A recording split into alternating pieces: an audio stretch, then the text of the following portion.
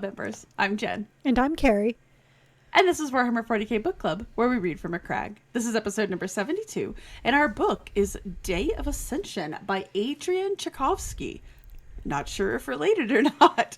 The book is about a genestealer uprising on a forge world. Either the best or worst combination of people? We posted several questions on our website, WH40k bookclub.com, and we encourage participation in our conversations via our site, YouTube, or Encrypted Vox channel. Spoiler warning, if you haven't yet read the book, go check out the book and the questions and then come back to this episode as we'll be discussing the book from start to finish in great detail. With that, let's dive in. As always, did you like the book? Just want to say, it's only 195 pages. Won't be very hard for you to read and come back. Just throwing that out there. So every now and then the Black Library does these books that they're short and you can see like how big the print is in these. They're quick reads, which I'm not complaining about because I feel like every now and then we go through like these major, like we just got Assassinorum Kingmaker, which I'm super excited about, but that's a beefy book. It is a beefy book. I was like, man, I've been spoiled lately. So I'm kind of glad this was a quick read. Our next book is going to be a quick read, and our last one was a pretty quick read too. So, yep. Yes, it's not a hard one to read.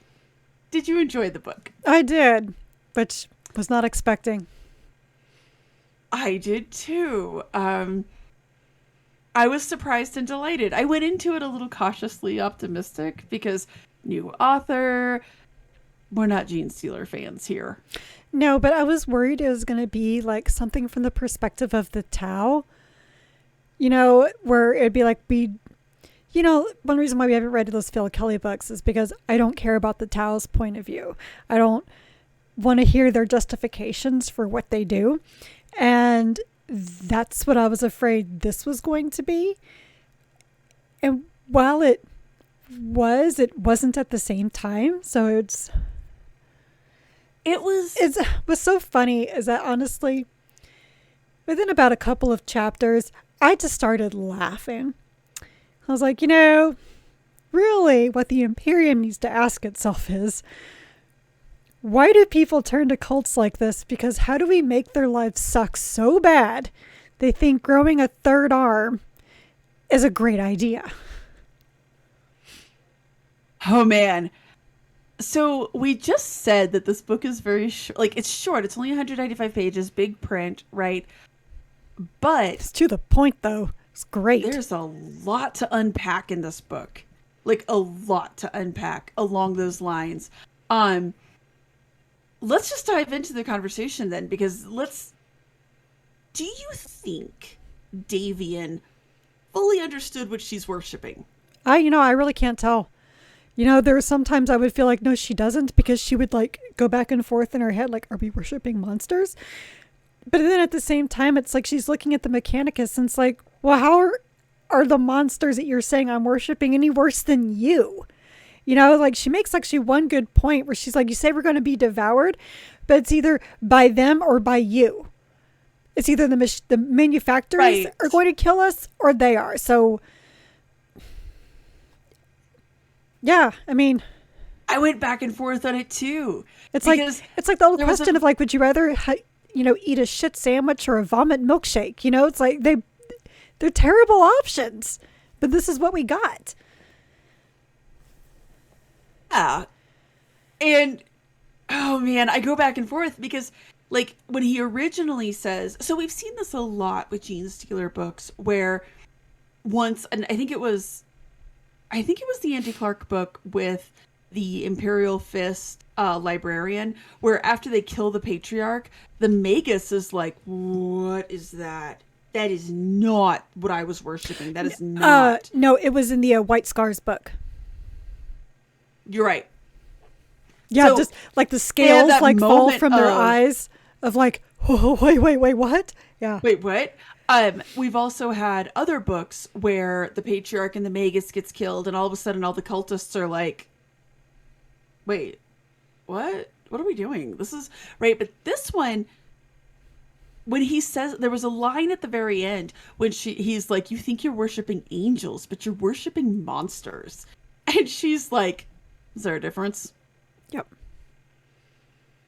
And I did like at one point when she said, she's like, yeah, we'll be devoured, but then we will become one with them, and we will travel the stars with them. From a certain point Yeah, I was about of to say, view, from a certain point of view, sure.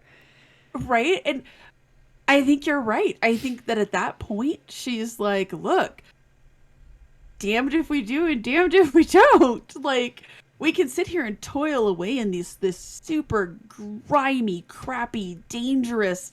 Like, one of the things that really struck me, and this is one of the parts that really stood out to me, is when they first go into that hive and Triskelion is like, people are oddly healthy for this planet. Like, it's to the point that he notices it, right? Like, oh, you guys look pretty good for a planet where we know that people are dying because it's a hard life here, you know? That tells you a lot. And I don't know, okay, the third arm, on one hand, have you ever been in the kitchen and you're like, oh man, my kingdom for a third arm? Okay, yes, but if the third arm's going to come with like my hands kind of turned to claws, I don't, again, I'm too vain for this crap. What? It's not even the claws or it's the ridged The skulls. head and the lack of no nose. Yeah. The lack of no nose freaks me out.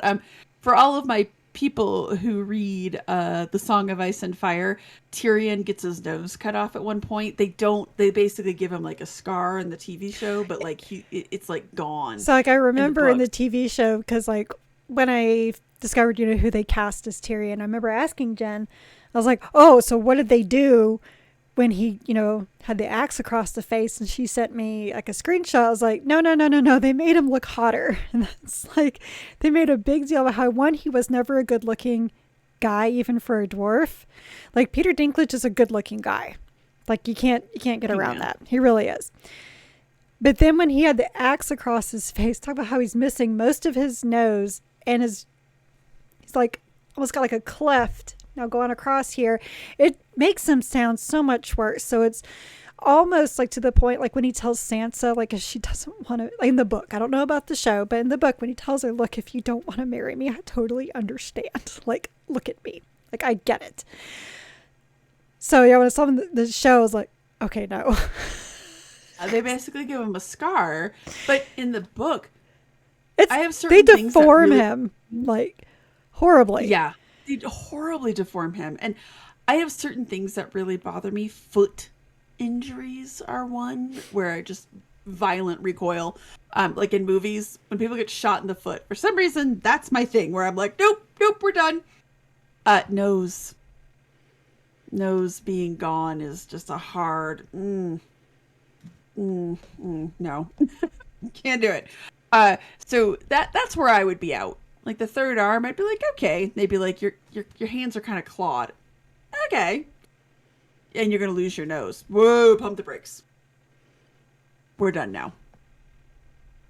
We're just, no. And the ridgy foreheads, nah. Again, I'm too vain for the 40k universe. It's really funny, too, because if you were to ask me to describe myself, vain would never come into it. But yeah. Well, okay. That's true, but... we don't have these problems. No. It doesn't mean that I want my flesh to like slough off either and be sloshing around, or my liver hanging out, and or look like these, or I don't know, take your pick. Wear a flesh cape and whatever. The flesh cape, I don't know. Have hooves. Leather.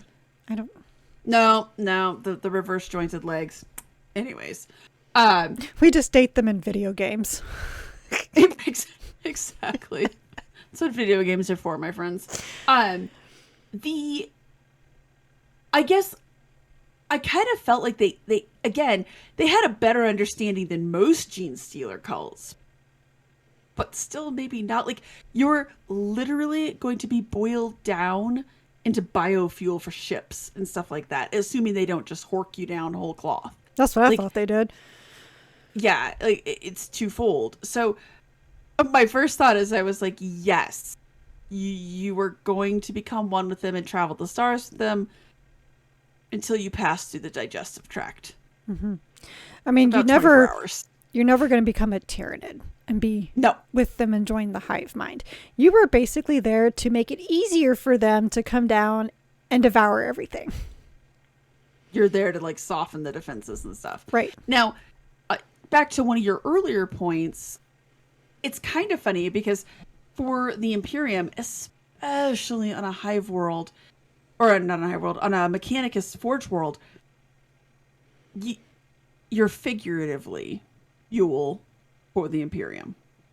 With the genestealers, you will literally be fuel for their Imperium, their culture, their society, whatever you want to call it.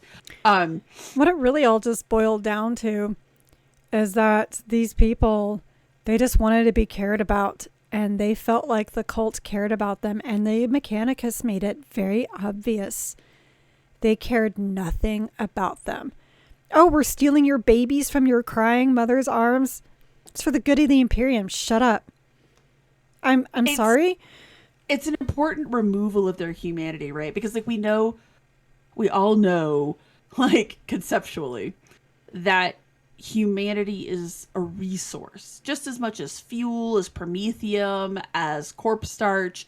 It is humanity is a resource, but the Mechanicus, because they're so far removed from humanity, you're literally just a resource. Like you're just numbers on a ledger, right? Like they are so far removed from the fact that, okay, we have 1,000 people, we're going to lose like 500 of them. These are acceptable losses. Like when they were talking about like if they find a new gas vein and they go and explode it, right, to get it out and farm it, how many people they lose. Well, the Mechanicus just looks at that and is like, well, we expected to lose 100 people. We lost 110. That's a standard variation. That's fine.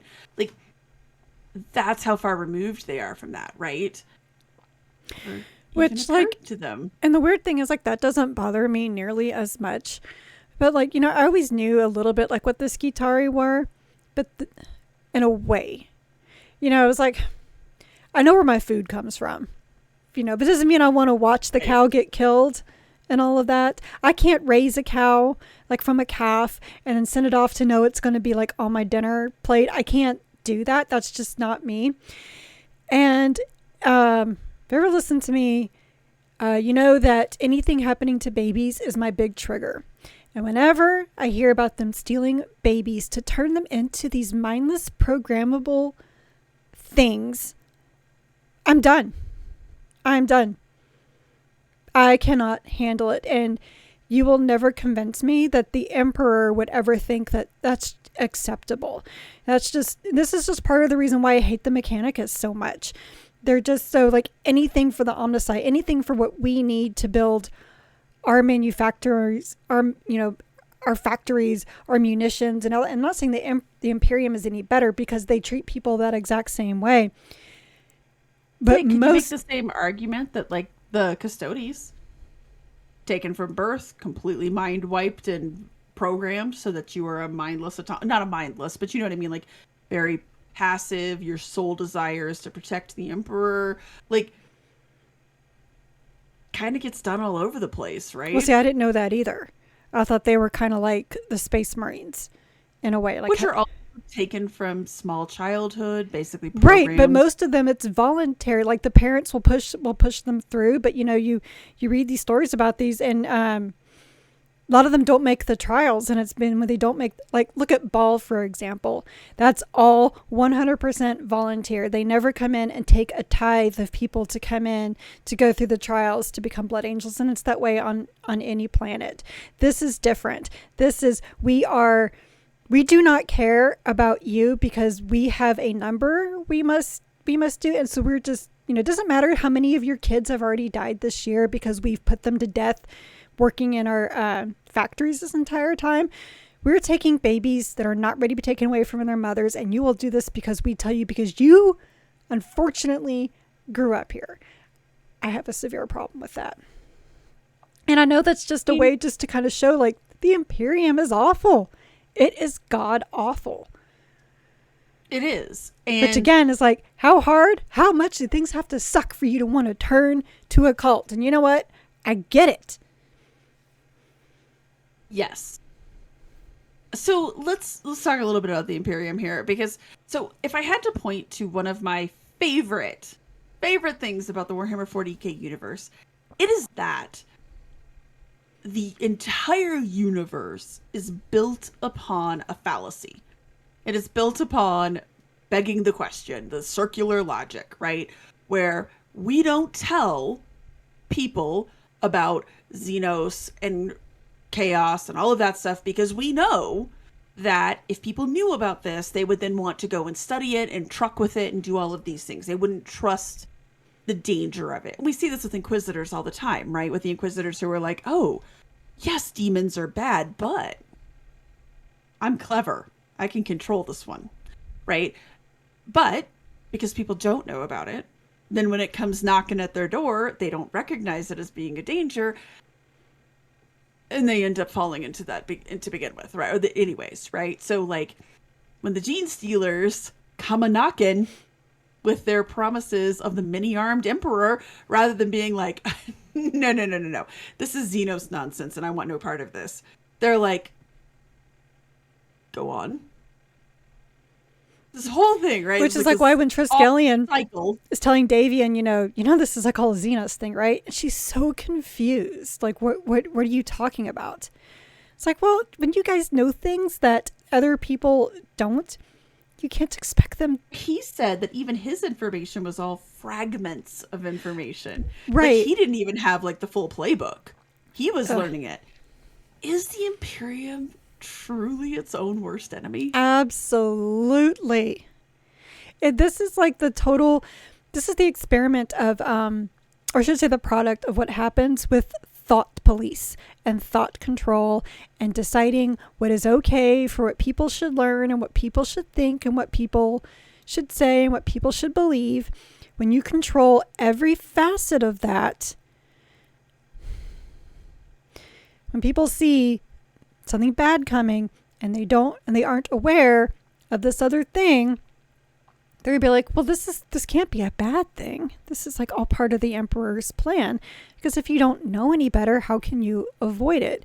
You know, it's like, it's one thing that, you know, some religions, like modern day religions, like really push, is that we want you to be aware of Satan and all that, so that when temptation comes knocking, you have the strength to walk away. Well, when you take all that away from people, you know, or when you get in like these other cults where they come in and they're like, you either help us with this or you die.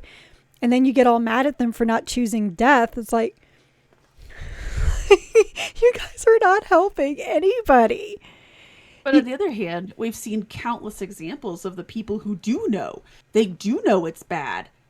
But I mean, just like for other people, because like what they're doing is good. Like, we'll use this demon engine. We'll use this demon. We'll use this warp magic, this mysterious book that popped into our laps, because we understand. So we know that we can control it, and we're going into this with both eyes open. No, friend, you are not. Like, it's such a spiral of, well, if everybody just knew, oh, but those people know, and they just, oh my God, this world just sucks to live in. Like, let's be real. This world just sucks to live in. So you have that on one hand is all the knowledge stuff, right? But then, as you mentioned, you have the Mechanicus over here who, yes, humanity, because they're constantly at war and they're constantly dealing with all these friends, humans are just a resource, an expendable resource, one that we don't particularly care about. Does it look better when it's dressed up with a human bureaucrat, right? Maybe a member of the ecclesiarchy, a member of the royal family, a member of the Inquisition, or the Mechanicus. You know, that's actually one thing I really liked was that Adrian, he kind of had the Fabricator General, like he was fat. I know that was done on purpose because we see a lot of the fat and the, you know, with the sycophants around and lazy. God. And wanting. Hated her, by the way, more than I hated the Fabricator General. the endless feasting and showing off of luxury and things like. I know that was all done on purpose just to show that, look, it doesn't matter who is doing this, it's all terrible. I liked when Triskelion went on the like rant when he was just like, he has cooks that cook him food he doesn't even need to eat and he can't really appreciate. He has He can't all of this taste it. art. Yeah, he can't taste it. Like, he has all of these excesses, and that's one of those things that like, because I know you and I both listened to a lot of stuff about Jeffrey Epstein and Peter Nygard, and like, one of the central questions around that becomes like, at a certain level of affluence and power, do you just get bored? Like, you just get bored and you just naturally fall into this hedonism? Same thing over here with this guy. Like, do you just reach a certain level of power that you're just, it's just inescapable? Like, you don't even like this food, but you're gorging on it. You don't even really appreciate good art, but you have it all over your palace, right? You are a creature of logic and mathematics, and yet you have all of this. I mean, it was like one thing that always stuck in my head when I was reading the Hunger Games, and I think it was right after when Katniss won the first round of Hunger Games, and they're having those big feasts, and they keep bringing like the loads and loads of courses, and she makes this comment. She's like, "Oh my God, how are you guys still eating? I cannot eat anymore. I'm so stuffed." And they're like, "We'll just go throw it up." She's like, "What?" And they're like, "Oh yeah, we've already thrown up like 3 times so we can eat some more." And she hits like the excess that they're not even enjoying their, like they are, like they're enjoying the taste of it, and then they're expelling it to eat more even though they don't need it, when they're the other districts that are starving to death. Like, that's one thing. I'm not a huge fan of those books, but that was one thing that really, really like kind of stuck in me, and I see it a lot here in the Imperium as well. Just this constant excess. And I've started reading through No Good Men, that one of the first Warhammer crime anthology. Yes. And that's a very prevalent theme. And the last short story I read is by Graham McNeil, which is probably my favorite one so far, called Impurities. And the main character, he's with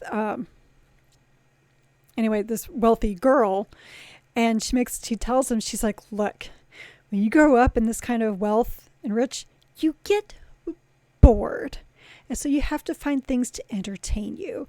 And like, but we've seen that with the Navigators, seen that in other tales in Gargantua, and it's just, it makes me wonder, because we do see some of it here in real life, right? Like you said, like with, Jeffrey Epstein and Peter Nygard. When you have like this much money and no one is going to tell you no, it's crazy. It's crazy. I'm going to get all philosophical here, so I'm going to be quiet. But it's just crazy. Like, there's that theme that's prevalent in every society. So when, and I've always been a big person of not hating on the rich. And that's mainly because, I grew up somewhat fortunate. I didn't have student loans in college and everything. And all of my friends constantly bashed me for it, that I don't know how hard it is. I'm just this spoiled rich girl coming in. I never considered myself rich, and I would never understand, and blah, blah, blah. And I was like, well, I do understand that you guys are like out here drinking and getting drunk and not making good grades while I'm working my ass off. I understand that perfectly. So I always kind of took exception to that. But there's a difference between having money and being an elitist. I was going to say, I think a lot of times when people talk about hating on rich people, they're not talking about like, oh, you make more than $100,000 a year. Like, because I think the average household income in the US right now is like $52,000 or $53,000. And that's for a family of 4, I think. Mm-hmm. But like, that's not the rich people are talking about. People are talking about the elites of the world. And it is on such gaudy display in the 40k universe, where it's, because it's like, and especially in the books that we read, you are either up here or down here and you're starving and don't know where your next meal is coming from, or you're up here puking so that you can eat more food. Mm-hmm. Like, it's it gets, on some hands, it's very comically exaggerated. But then every now and then you look around at like some headlines and you're like, is it though? I know. Like, especially when you and I were listening to the podcast about Peter Nygaard, that difference, and because he was in the Bahamas, difference between the average Bahamian person, Bahamian family, and then how he lived. There was like no in between. No in between. No. And I think and unfortunately, to your earlier point, like, when you're faced with that, like on one hand, the genestealers are so distasteful and you are literally going to be eaten, Yeah. which I think I've already gone on record as saying is my least favorite death in the Warhammer 40k universe. Not gonna lie, but that's actually been like a big fear of mine since I was like 3 years old. It's being eaten alive. Of all things, that's been like one of my like crazy, like irrational fears. Really funny. Yeah. Mine's being buried alive. So maybe... I used to have dreams where I'd wake up screaming as like a 3 or 4 year old. I distinctly remember this because I was being eaten. God. Yeah. Fun. Yeah. We all have our things. That's mine. So yeah. So with this, like that's part of one reason why I hate the Tyranids so much is because that whole thing just scares the crap out of me. That's fair.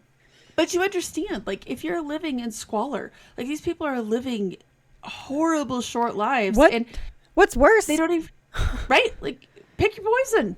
Yeah. And 100% pick your poison. I kept going back to this as like, okay, so if you live on a hive world, like let's say you live in Necromunda, right? You have the elites up here who do not give a crap about you if you're in the lower hive, but every now and then they might dress it up and be like, we just care so much and you guys are so awesome. Thank you. Keep rocking. Right? Like, is it better to have that veneer of we acknowledge your sacrifice and thanks? Or the Mechanicus of, you know, you're one of the 110 people we assumed would die. So, like, is it? I don't know. I don't have an answer for that. I don't either. And I go back and forth on it because I'm like, yeah, you know what? At least lie to me. Lie to me and pretend you care. But then on the other hand, I'm like, hell, at least they're honest. At the same time, though, like on this world, the haves and have-nots are divided between Mechanicus and humans. So it's like almost even like doubly unfair because it's not like they can even rise to the ranks and make any money and live because everything they get is a handout from the Mechanicus. Right. And again, not particularly kind overlords. I would never want the Mechanicus as an overlord. No. And I like the Mechanicus. I really do like the Mechanicus. I find them a fascinating faction, and yet I don't want to be friends with them. It was kind of like when we were at Lords of Silence. I loved Vorks. I loved his group, but I love them in another galaxy. Far, far away. And so let's talk about Triskelion a little bit here. Did you like his ideas? Did you want to subscribe to his newsletter? You know, I felt bad for him. I really, really did. Because here's a guy who was just like trying to do his research. And because, you know, that he was like, you know, honestly, from everything like I've been kind of learning about, you know, different scientists and stuff, something I noticed when I was in the medical malpractice field is that it's like Triskelion is this, you know, neurobiologist who is learning everything he can about the human brain, and he's trying to present his ideas to the greater, but he has to go through this theoretical physicist. The theoretical physicist, all they look at, seriously, theoretical physicists do not have real jobs. They are like at a university, just doing math and trying to think about how they can get their next grant. But that's like how he's trying to get like his real research through. And the theoretical physicist is just like, oh no, like that's icky, you know, whereas, you know, mine's like, it's perfect because it's this math and it's to the omnisci. Yours is just gross. So I felt really... Well, there was an extra layer on there too. It wasn't just, ew. There was also no. This is the way we've always done it. We don't do new things here in the Imperium. And it's interesting because that's always been a meta criticism of the Imperium in general. I thought that was so... I thought that was actually so... hypocritical, because the mechanicists are constantly taking other technology to see what they can do with it. So don't tell me that we don't do new stuff. Some of them are. Because, like, you remember, that's one of the reasons that Belisarius' Call is so disliked, let's say, in certain circles. Well, no, but that's not, but like Robbie Bobby, like he talked about in the very first Dark Imperium book how he pissed off half the mechanicists because they were trying to take apart these Xenos ships. And he was like, what are you doing? Right. So, like, okay. So my degree is actually in linguistics. And when I was like getting up higher through it, right, once you get into the higher level courses, you learn that linguistics is basically divided into two camps. There is the camp that English, as it was spoken in the early 1900s, is perfect and should not change, right? You do not split infinitives. You do not end on a preposition. It is perfect and you will match that. And then there's the theory, and in college, I was much more in this camp. And as the older I get, I'm starting to veer over into this camp of it is a living, breathing thing. Mm-hmm. Shakespearean English is modern English, right? Because you can understand it. But we don't talk like that, right? If you go back and you read books from like the late 1800s, early 1900s, we don't talk like that anymore because it is a living, breathing thing. No, and what people forget or they don't know about Shakespeare is that the reason why his plays have lived on for so long, besides the fact that, you know, I would say probably about 80 to 85% of them are masterpieces and they're really well worth studying, is that he was the very first playwright to write in the vernacular, because that's not how things were written. They were still reading like the Middle English, the Canterbury Tales style, and they were still doing the plays like that. He was the first one to actually be like, no, this is for the people. So it needs to be spoken to the people so that the commoners could come in and enjoy it. So it's like whenever I would hear, you know, gosh, I remember one time I got my teeth cleaned like so long ago, and I was so funny because like, so Jen's a linguistics major and I was an English literature major. And I was telling my hygienist, you know, I was a literature major. And she was like, really? Like, what are you studying? And I was kind of telling her my thing was British lit. And she's like, you know, I tried reading Shakespeare. And like, that's not even English. Like, how do you understand it? And I was like, it was actually written for the common people. You know, just like trying to knock that to explode. But by today's standards. But that, to me, that's a study. And that's a proof of that it is a living, constantly evolving language. We don't always like it. Do I like the fact that we're constantly truncating words and I see ourselves going closer and closer to 1984? Hell no. But true. And there are some things like I will never accept salmon as a pronunciation. But I have slowly come to accept enormity, the definition of enormity being something that is huge. Very slowly, and I'm still kind of fighting when people use that. I'm like, but you've made me so self-conscious about that word. I just don't even use it anymore. You can all thank the New York Times, or was it WAPO? I think it was actually WAPO that did it. Anyways, the point being though is that I feel like the mechanic is just very much similar to academia. There's two camps. There's the camp of, we need to be finding, like, we need to be growing. We have stagnated. We need to grow and learn more things. And these Necrons, we need their technology. We need all of this stuff. And then there's this is the way things are done. This is pure. This is what the Omnissiah laid out for us. And this goes back to my earlier thing about the central conceit, about some of the circular fallacies that are built upon this world, right? And that is, when I looked at some of Triskelion stuff, right, when he's talking about the Adeptus Astartes, he's like, look, this team of people had to work on this, and this team. And that's kind of true. But as we know from the Belisarius Call book, these people were mostly sicked out on jobs that the Emperor knew he needed to get done, but he did need help. Right? So, but it was all part of his central vision. It wasn't like a bunch of academics in a room. Hear me out here. What if? Right? Like, it wasn't that, but he keeps looking at it. And part of me, when he was just like, oh, when they built the Adeptus Astartes, we could make the next step forward. I was like, who do you think you are? Now, the Emperor was the ideas guy, and he knew it was possible, but he's like, you guys figure out a way to make it happen. I know it can, because I've thought it, so therefore it can. Just figure it out how to. And I know that I need you to do this, Anna Astardi. I know that I need you. I totally forgot the guy Belisarius calls the dude who tried to take over Call. Anyways, like, he knew that he needed these people, right? And I just, again, though, it's fascinating to me that he's like, I want to be that next step forward. And maybe his stuff goes up in flames, but on one hand, I was like, who do you think you are? But then on the other hand, when he finds out that his stuff wasn't being sent off world because, ew, it's gross and it's new, and we don't like new here, I was like, oh, this is why y'all suck. I just like the idea that there's two schools and they do not play well with others. I felt bad for him because who knows what he could have come up with, if that was even anything that could have, like, I don't know, helped people live longer as we're torturing to death in these factories, maybe make their lives a little better, that they're not going to suffer as much. It's a crazy thought.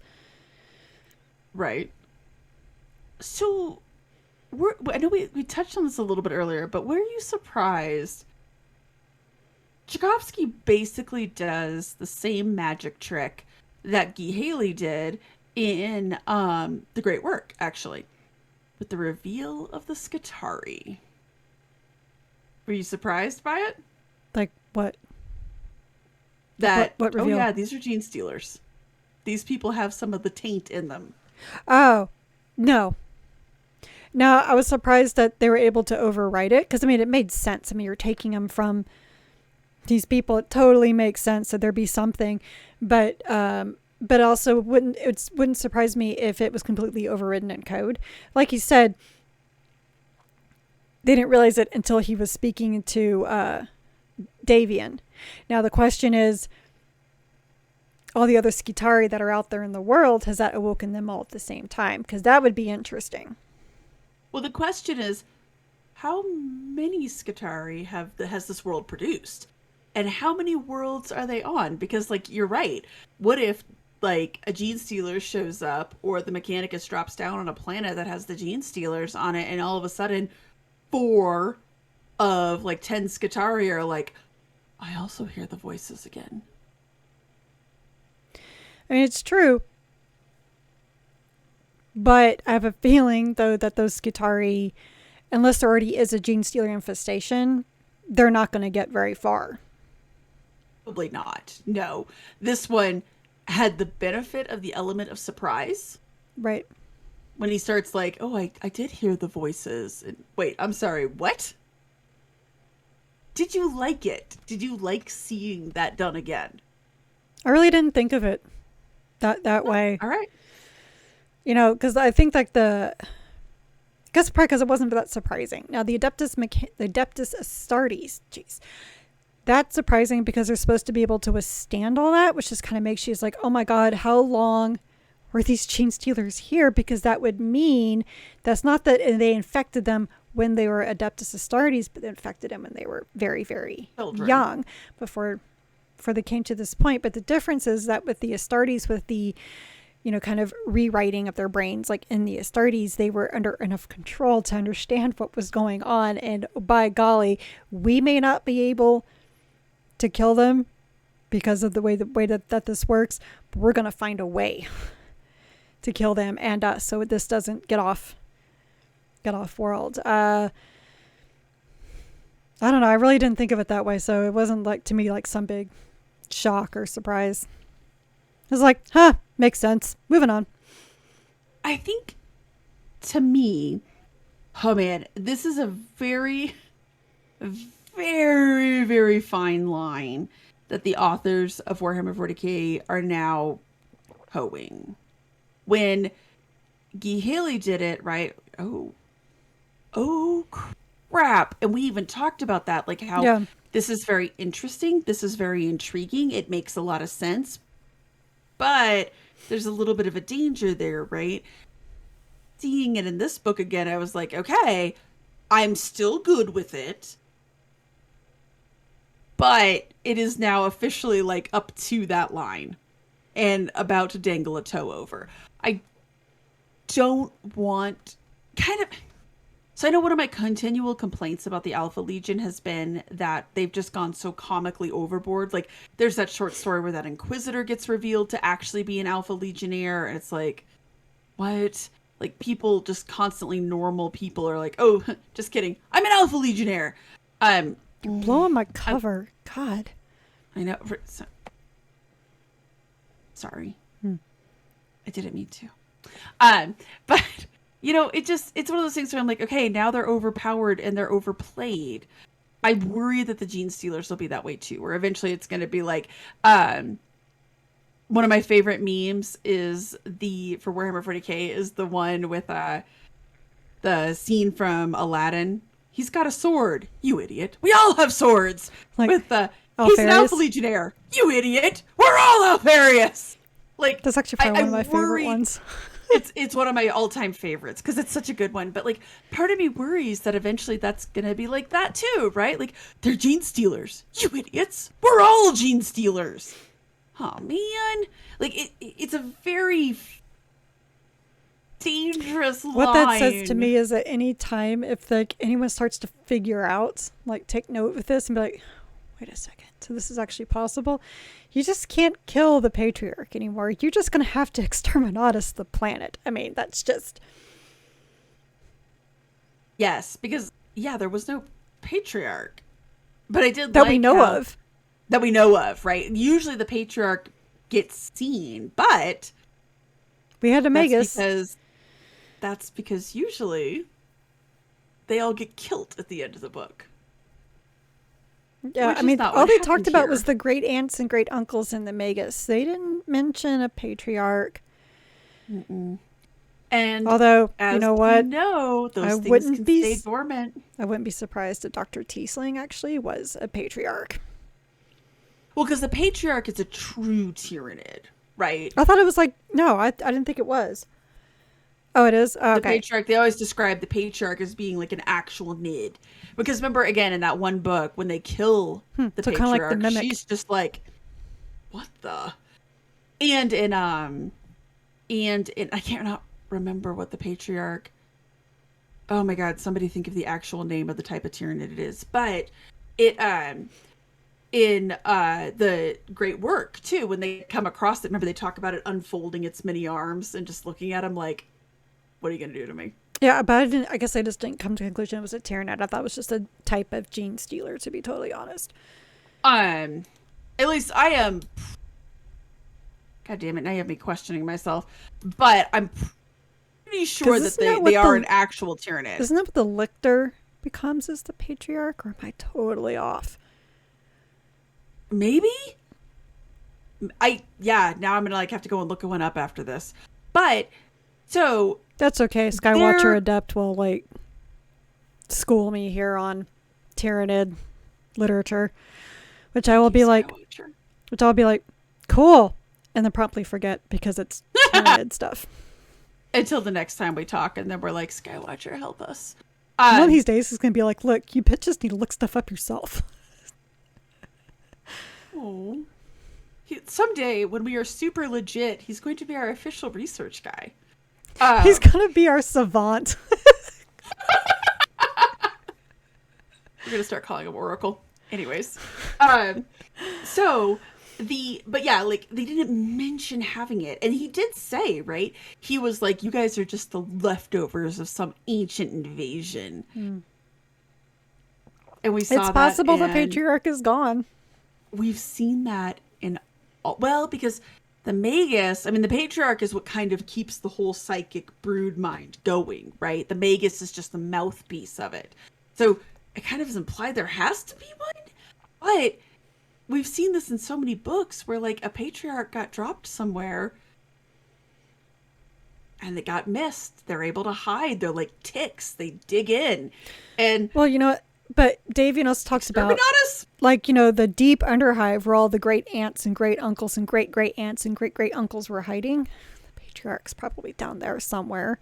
Probably, yes, which means, yeah. Well, is the Patriarch really going to come out until he makes sure that everything's done? Like, probably now, because the Tyrannids were landing.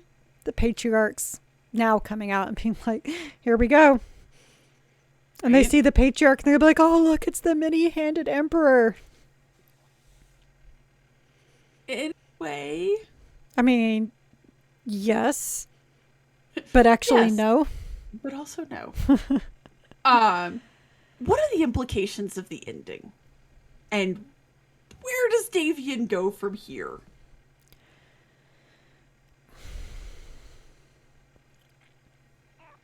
She gets off world. I mean, she does get off world.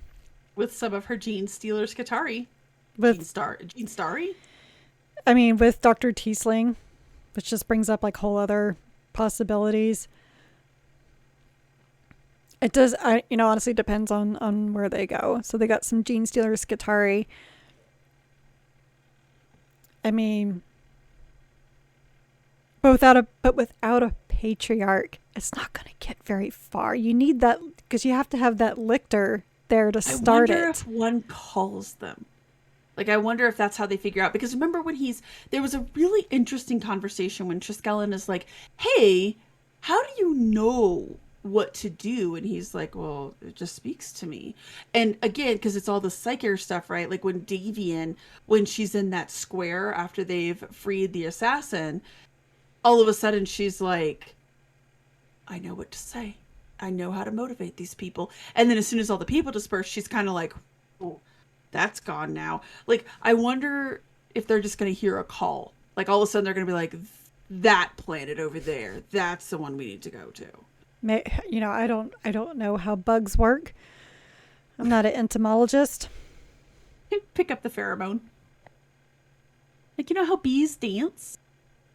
I mean, wasn't that like what Mimic was about? The giant patriarch down on the bottom? Pretty much. And that's really how I envision this whole thing. It's just like the movie Mimic. Even the bad acting at all. The number of classic movies you have not seen, and even just like not classic movies that you haven't seen, but you've seen Mimic. I saw that one in the theater. What the heck? It was college. We were bored. I saw a lot of bad movies in the theater. And yet, there's so many movies from that same time period that you're like, no, I've never seen it. But you've seen I was Mimic. dragged to see Night at the Roxbury, for God's sake, in the theater. And I had never seen Saturday Night Live, so most of that was very lost on me. It was never one of their strongest skits. I want you to know that haunts me. Every now and then I'll be sitting around and I'm like, Carrie's seen Mimic. Hasn't seen Event Horizon, but she's seen Mimic. I've seen The Haunting, too, if you want to go through other bad movies I saw in college. That wasn't even good. That wasn't even like a good bad one. That was just bad. No, it wasn't but like no, the, no, but the I House on Haunted Hill. Is that the one where they go into the mental asylum? No, but The Haunting, I actually got a wonderful scene like early on before like, any bad stuff happens. Like when the flu fell down and scared Owen Wilson. I actually got the full somebody in the theater stood up and went, oh, hell no, and left. Right there, best movie. That is actually really funny. Hold on. Now I have to look this up because this is going to drive me crazy. It had Jeffrey Rush in it. Because there were like 3 different movies that came out at that same time, all based on Shirley Jackson's The Haunting of Hill House. And it was House on Haunted Hill. I don't think I saw that one. I saw The Haunting, which had Liam. It had like everybody. It had Owen Wilson, and Liam Neeson, and Catherine Zeta-Jones, and the chick from Ransom. Well, so this one had. So that movie had half of everybody. The Haunting on Hill House had the other half of everybody. It had Jeffrey Rush, who, by the way, was like a big name star at the time. Yes. Famke Jensen, Taye Diggs, Peter Gallagher, Chris Kattan. Oh yeah. The list goes on. It even had Lisa Loeb in it. Yes, Chris Kattan tried to make this very awkward shift to being like a serious actor for a little bit there, for a hot minute. It didn't work because he had so thoroughly torched himself with Saturday Night Live. Right. He was a renowned problem. No, so I saw The Haunting, but not House on Haunted Hill. What? House on Haunted Hill was at least kind of funny bad, like, and it had a very effective horror scene in it. Anyways, not the conversation. This one had a flu with a lion on it that actually, when it was flying down, its mouth opened, which right there, you know, it's serious, and cut and like knocked off Owen Wilson's head. I don't know what else you need. I laughed very hard. And I was very alone. It also had, I can never remember her name, but I really, really like her. It had Lily Taylor. The chick from Ransom. Maybe.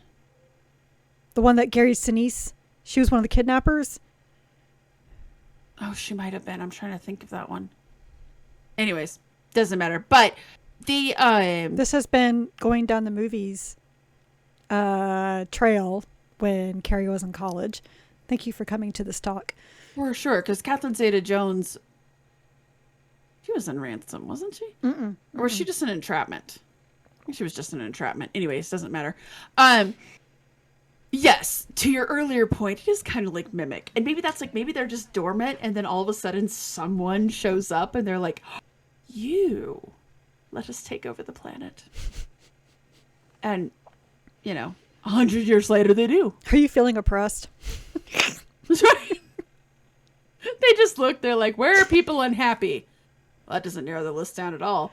Where are people like super unhappy? Aha. They're gonna probably have to find a Forge World though, since they're traveling with like an entire army of Skitari. Which, boy, is that gonna be a fun surprise. I don't know where else Skitari go. I only see them like on Forge Worlds.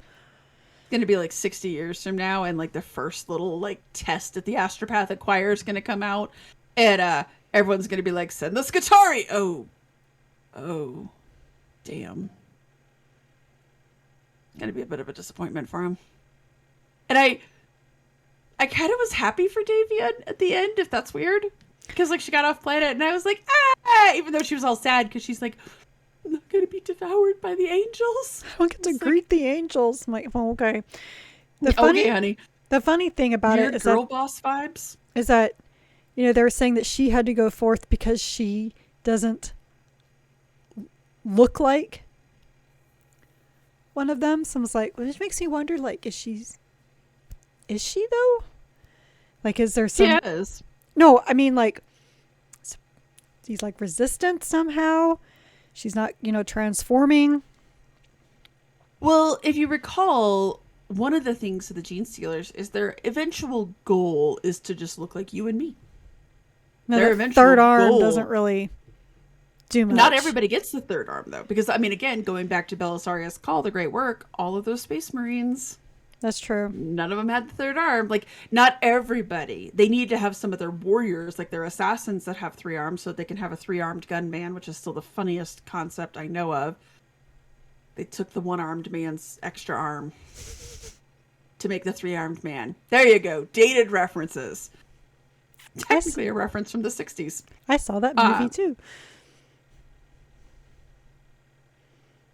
I don't do it this information. I like The Fugitive. Everybody liked The Fugitive. Like Tommy Lee Jones delivers the best "I don't care" line ever. I don't care.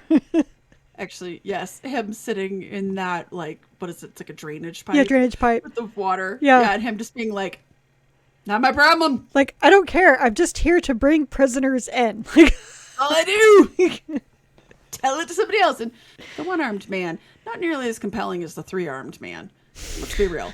Might be easier to find.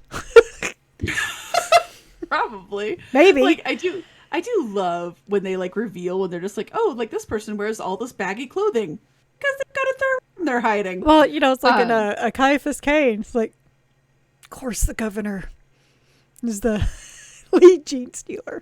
Okay, I want you to know that every time we read Genestealer books, part of me low-key is like, how would Caiaphas Cain react to this situation? Oh, by dive rolling behind a couch. For sure. To check for fortifications. Yes. Exactly. It's like, if you guys ever, so I'm going to reference another movie, Jen's going to be like, why'd you see that? So have you ever seen a White House Down with Tatum Channing, you know, doing the dive rolls behind a couch? That's why you've seen that, because you want to climb all over Tatum Channing. No, you know why I wanted to see that? I wanted to see it because I wanted to see explosions at the White House, and I got my wish. I got to see them in a limo doing donuts with a grenade launcher at the White House. I got exactly what I wanted. Channing Tatum doing the slow roll, the slow dive rolls behind the couch was just a perk. But that's what I imagine Caiaphas Cain doing. Pretty much. Actually, in some ways, you probably could cast Channing Tatum as like young Caiaphas Cain. You know what? Even though he's not as young as you think he is. I'd watch it. Oh, I would too. 100%. Channing Tatum would be a good Caiaphas Cain because he's goofy like that too. It'd be amazing. But can be very serious. Yes. He was very serious in G.I. Joe. Come on. He's my age, and that kind of kills me. Because I'm just going to keep on referencing really bad movies that I've seen just to watch Jen's head explode. I don't know how to process any of this information. The good news is that our next book is reading about the crew from Predator. Rambo. Catachan Devil. I mean, these guys look like Rambo extras. I'm sorry. Rambo 2, not Rambo 1. Rambo 2. I've never seen Rambo. Now she's gonna throw shit. I can't work in these conditions. You know what? I've never seen Rocky either. Any of them. What the hell? Okay, so really quickly, just so that we understand our references that we're making here, Rambo, the first movie, for people who haven't seen it, is actually an anti-war piece, and it's actually very serious. I know that everybody's like, "Oh, Rambo." It's the first movie is actually very, very good, and it has Brian Dennehy as a bad guy. What else are you going to do with your life? Oh, damn. Rambo 2 is when you start to get into like the Rambo, and Rambo 2 is actually pretty good too. But there's only 2 Rambo movies. Anyways, do not at me. Sounds like so Rocky. These guys are like Her a Superman. combination. Rocky is good, and the new one with No, I'm talking about like Creed. the original. The original. Right. There's only one. Oh, I thought Rocky 2 was good. People. Oh. My husband loves Rocky 4. Well, I was trying to argue the other day that Superman, like in Christopher Reeve's Superman, there's only 2, and the second one's the best one.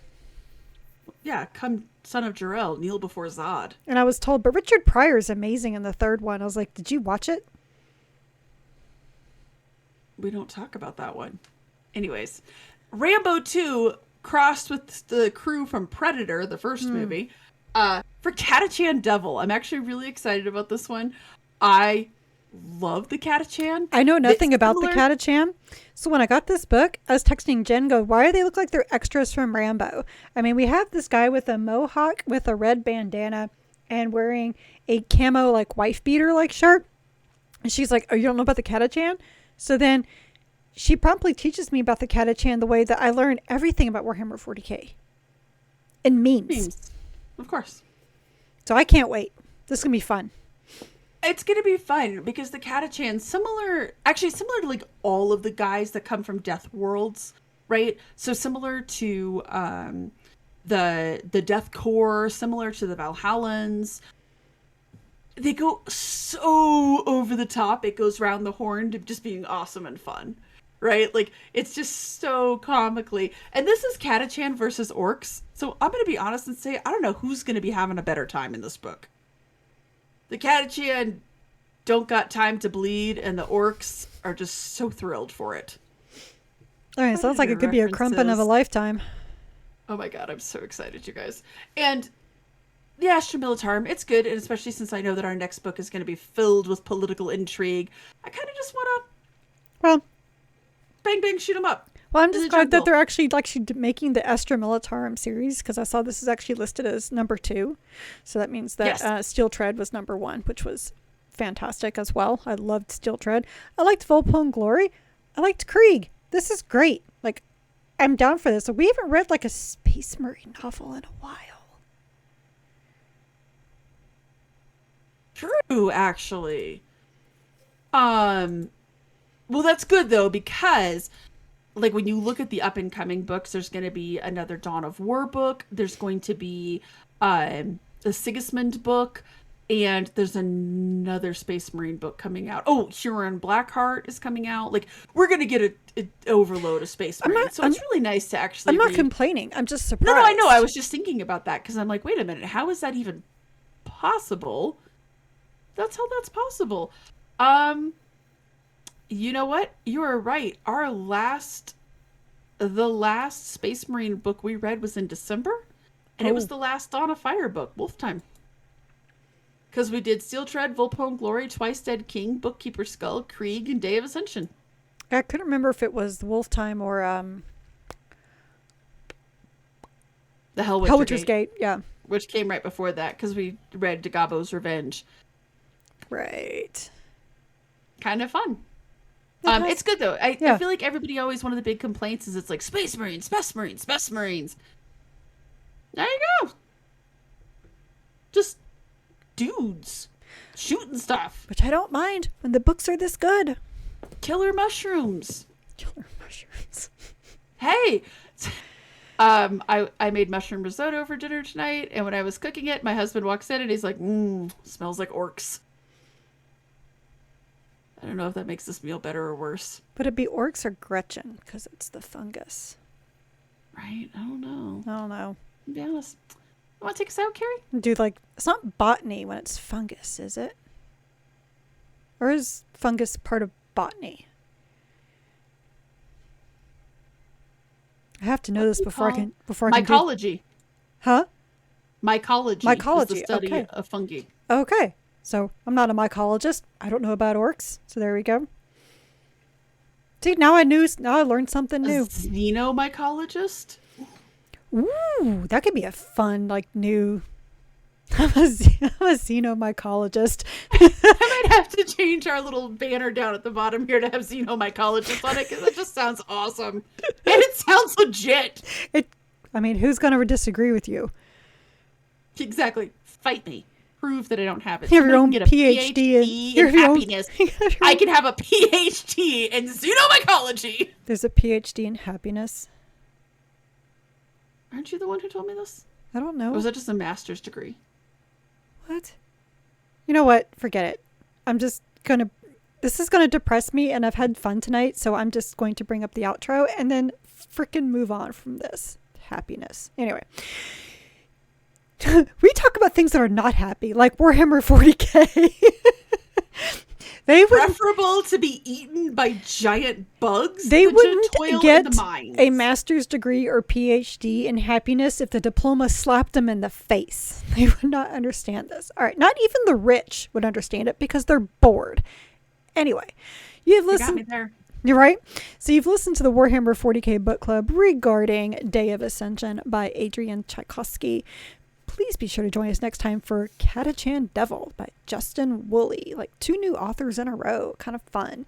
We are an unofficial book club and not affiliated with the Black Library or any of its affiliates. You can find both the vidcast and podcast on our website, WH40kbookclub.com. If you like this episode, please like, subscribe, give a review, and all those good things to the vidcast on YouTube or the podcast anywhere you get podcasts.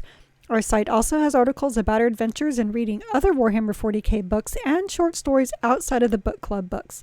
So please stay a while and read for McCrag. And even though on the Horus Heresy quiz it says that I'm White Scars, I'm actually Alfarius and I've infiltrated. I want everyone to know that on the Horus Heresy quiz I got the Night Lords, and it was both a really exciting and really disturbing moment for me. I had to question every decision I made because I just chose the ones that seemed logical. I actually accused her of, answering the questions to get that. Got old, and my husband was sitting right there, and I was just like, what? Like, he got the salamanders! I'm a little too cavalier, It's y'all. like, not only do I question you, I question why I'm friends with you. Because you're going to turn me into a flesh cloak. You love me, and it would be my favorite flesh cloak.